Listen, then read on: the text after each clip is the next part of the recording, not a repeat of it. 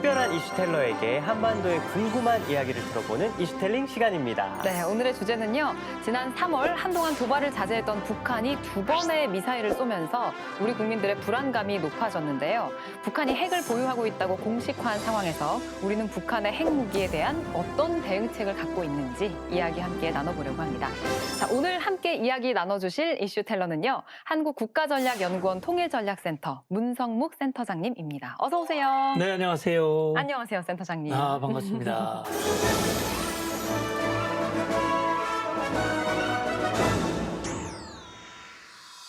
미사일이란 미사일. 무엇인가? 그 미사일 탄두에 핵탄두가 붙어 있으면 핵미사일이 되는 거고, 네. 이거는 포물선을 그려서 떨어지다가 다시 올라간단 말이죠. 우리의 요격을 회피하기 위한 핵우산이 뭘까요? 핵무기가 없는 우리는 미국이 가지고 있는 이 무기들, 이 무기들로 우리를 보호하는 거죠. 우리의 국가의 안전을 지켜주는 거죠. 만약에 핵을 쐈다. 그러면 미국이 도와주러 오는 동안 우리도 기다려야 되고 그 대응을 기다리고 있을 수만은 없잖아요. 너무 불안하단 말이에요. 국민의 한 불안하죠. 사람으로서. 그렇죠? 그래서 뭔가 우리만의 철저한 대응책이 있어야 하지 않을까 그런 생각이 들거든요. 대응을 했죠. 2017년에 혹시 아세요? 이건 제가 맞추겠습니다. 제가 또 2017년에 나름 군인이었기 때문에 그래요? 이거는 정확하게 맞출 수 있습니다. 네. 사드! 사드! 아, 딩동댕. 그런데 그런데 되시겠다. 사드가 뭔지 아세요? 또 제 차례. 이거는 또 이제 양보를 하겠습니다. 사드. 왜 제일 어려운 것만 저한테 자꾸 오죠? 아니 일단 사드가 아니고 사드라는 건 알아요. 사드. 사드. 발음이 사드. 굉장히 좋으네. 네. 사드. 발음만요. 사드. 사드라는 네. 것까지만 알고 문제는 다음을 잘 모르는 그걸 그 우리말로 한번 번역을 해보세요. 번역이요. 그걸 번역을 해요. 많이 어려운데. 일단 T부터가 뭘 나타내는지를 잘 모르겠습니다. 네, 그러니까 사드는 탄도미사일이 빠르게 떨어지는 순간 그 종말 단계에서 요격하기 위한 수단. 종말 단계지만 좀 높은 고도, 대략 40km에서 150km 그 사이 구간에서 떨어지는 미사일을 갖다 맞추는. 그런데 자, 이게 핵탄두를 장착한 미사일이 날아오는데 그거를 때려서 맞춘다. 네. 그럼 피해를 입지 않을까 하는 그러니까 걱정도 뭔가 파편이 튈 것 같기도 그런 하고. 걱정이 네. 되죠. 네. 그래서 높은 고도에서 요격을 하는 거예요. 다시 말하면 우리 대기권 밖에서 핵무기로서의 성능이 발휘되지 못하도록 완전히 무력화시켜버리는 것이죠. 그러니까 우리에게 피해가 없고 우리 안전을 확보할 수 있는 그런 무기라고 생각하시면 애초에 되는 폭발을 거죠. 못하게 그냥. 예. 아니, 그렇다면 센터장님, 사드의 정확도는 어느 정도일까요? 빠르게 날아오는 미사일을 맞추는 만큼 정확도가 그렇게 높을 것 같지는 않은데요. 예, 그런데 이제 그동안 미국이 사드를 개발하면서 많은 실험들을 했잖아요. 네. 그러나 100%는 아니죠. 네. 그래요? 예, 우리는 사드 말고도 네. 사드 밑에 고도에서 타격할 수 있는 패트리엇이 있고 패트리엇 밑에 우리는 천궁이라고 하는 우리의 기술로 개발한 네. 또 요격 미사일이 있어요. 이런 한미의 무기 체계, 요격 미사일 체계가 레이더망 정보를 공유하면서 실패했을 때 그 다음 요격할 수 있는 그런 체계를 갖추고 있기 때문에 어쨌든 그런 부분에서 크게 우려하지 않아도 된다. 네. 그렇게 생각을 하시면 될죠. 네. 네. 오늘 제가 계속 겁을 내면서 무서워하는데 그래도 제가 무서워서 그런데 그 100% 우리는 핵으로부터 안전하다라고 얘기할 수 있는 건가요? 우리의 무기로 100% 막기 위한 노력을 다 하는데 사실은 그 이전에 핵을 없애기 위한 노력을 하는 거죠. 그렇기 때문에 우리는 북한의 비핵화, 네. 비핵화를 위해서 여러 가지 그 노력을 그동안 해왔잖아요. 네. 지금 바이든 정부도 북한의 핵 문제, 다시 말하면 북한의 비핵화를 중요한 목표를 생각을 하고 그걸 위해서 노력을 하고 있고 우리 정부도 그런 노력을 하고 있거든요. 그래서 100%라고 하는 것은 핵이라고 하는 자체를 없애버리는 것이 100%고 그럼 100%네요, 정말. 그 100%를 이루기 위한 그런 노력을 한시도 늦출 수가 없는 것이죠. 와, 역시 센터장님 말씀을 이렇게 쭉 들으니까 너무 흥미진진해요. 맞아요. 재밌어요. 그쵸? 영화 몇 편을 재밌어요. 보는데. 알아듣기도 좋고. 네, 너무 쉽게. 나도 어깨 힘 좀 들어갑니다. 이 흥미진진한 이야기를 더 업시켜줄 국민들의 궁금증이 여기 준비되어 있습니다. 국민 말이야 들어봐. 모두가 사이좋게 지내면 좋을 텐데 도대체 북한은 무시무시한 핵을 왜 만들었을까요? 무서워, 힘. 무서워, 무섭다네. 그러니까 북한이 도대체 왜 만들까? 진짜 그러게. 무섭다는 표현이 아주 생생하게 들려요. 와닿죠. 네. 생생하게 와닿는데 북한이 핵을 개발하기 시작한 건 오래됐어요. 혹시 김정신은 6.25 전쟁이 언제 일어났는지 아세요? 6.25 전쟁 1900. 50년, 50년, 50년. 딩동댕. 얄미워 진짜. 딩동댕.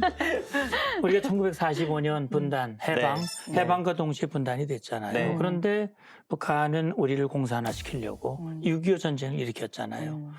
그 대남 적화 전략 목표를 포기하지 않고 그걸 달성하기 위해서 군사력을 계속 늘려왔어요.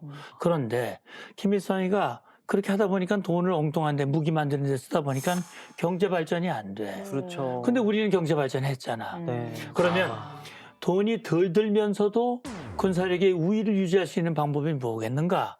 그게 핵무기, 화학무기, 생물무기, 미사일 그런 걸 우리가 대량 살상 무기 WMD라고 그러거든요. WMD. 예. 대량 살상 무기를 개발하는 거예요. 두 번째는 자 미국이 우리를 돕고 있단 말이에요. 한미 동맹이잖아요. 북한은 미국을 협박을 해서 자 한국 도울래, 우리 말 들을래 이런 식으로 미국과 협상을 해서 한미 동맹을 끊어내려고 하는 의도를 가지고 있는 것이고 또 한 가지 우리가 주목해야 할 부분은 뭐냐면 북한 김정은 위원장의 아버지 김정일이 죽은 후에 권력을 물려받은 지가 이제 10년째가 되는데 젊지요. 경험도 부족하지요. 업적도 별로 없지요. 그러면 북한 주민들의 마음을 사로잡기 위한 방법은 무력을 강화하는 거야. 우리 위대한 지도자는 강력한 핵무기를 가지게 됐다. 김정은 위원장 1인 중심의 지배체제를 확고하게 하기 위해서 이 개발에 열을 올리는데 자 그러다 보니까 고생하는 사람들은 바로 북한 주민들이죠. 그렇죠. 그럼요. 아니 이렇게 북한이 핵을 보유했다고 한들 북한보다 강력한 핵무기를 가진 나라들이 있잖아요. 섣불리 행동했다가는 되로 주고 말로 받을 것 같은데요. 그럼요. 네. 미국과 이 북한의 핵무기의 역량은 뭐 비교가 안 되는데 네. 자 그런데 여기서 뭐 문제 내시려고 하는 것 같은데. 퀴즈 타임이었어요. 지금 국제사회가 핵무기를 얼마나 가지고 있을까요? 혹시 아세요? 국제사회. 핵탄두 몇 개? 미국이 전 세계 1위인 만큼 1위. 군사 강국이기도 하니까 한 1,000개? 미국이 가진 핵무기? 네. 1,000개. 1000개씩이나 필요해요? 어, 아니, 왜냐면 핵은 한 번 터지면 위력이 너무 크니까. 그렇죠. 그러기도 하네. 500개? 필요가 500개? 없을 것 같은데, 그렇게 많이? 여러분이 생각했던 것보다 훨씬 많이 가지고 있어요. 많아요? 진짜요? 1,000개도 그러니까. 많아 보이는데. 그러니까.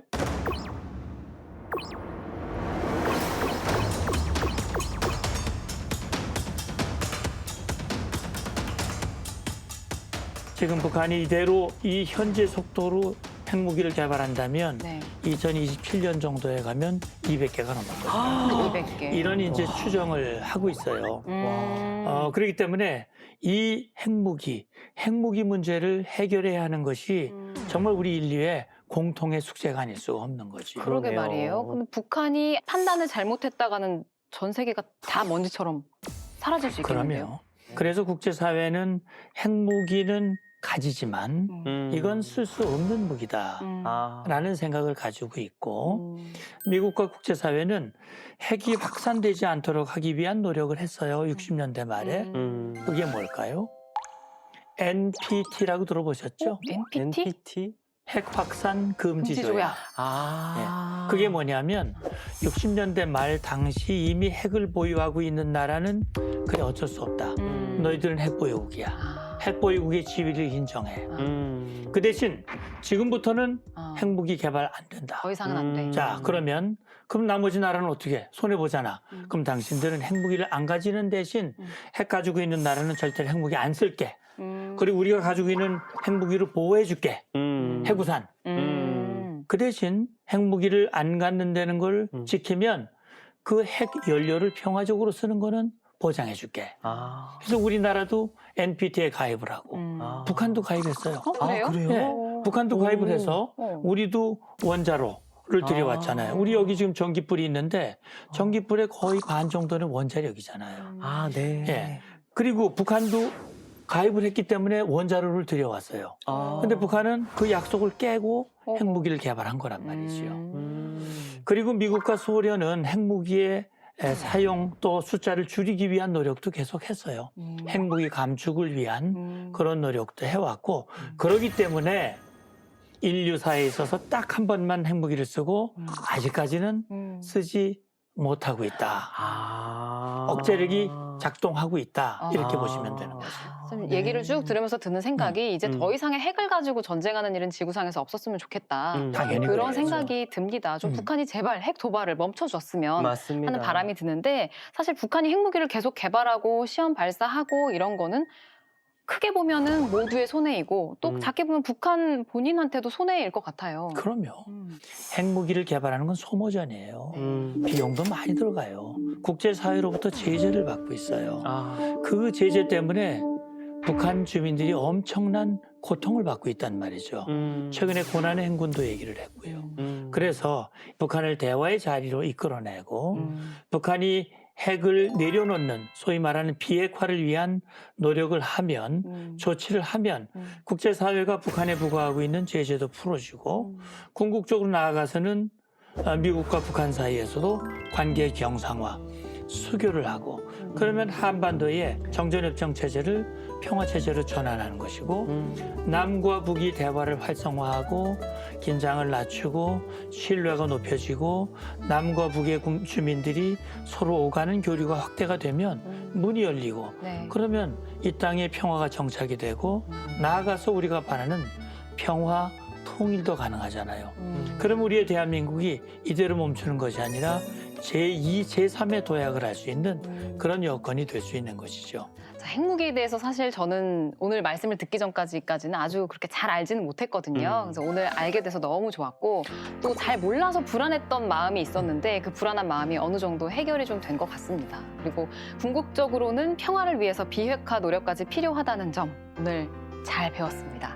자, 지금까지 저희와 이야기 나눠주신 이슈텔러 한국국가전략연구원 통일전략센터 문성묵 센터장님이었습니다. 고맙습니다. 감사합니다. 고맙습니다. 오늘 너무 재밌었어요. 진짜 흥미진진했어요. 옛날 얘기 훌륭한 듣는 것처럼. 학생들이야. 와, 또 칭찬받았다. 그 짧은 시간에 그거를 다 이해하고 아유. 네. 와. 아니 너무 귀에 쏙쏙 들어오게 그러니까. 설명을 쉽게 해주셔서 퀴즈는 못 맞췄지만 틀리면서 배웠다.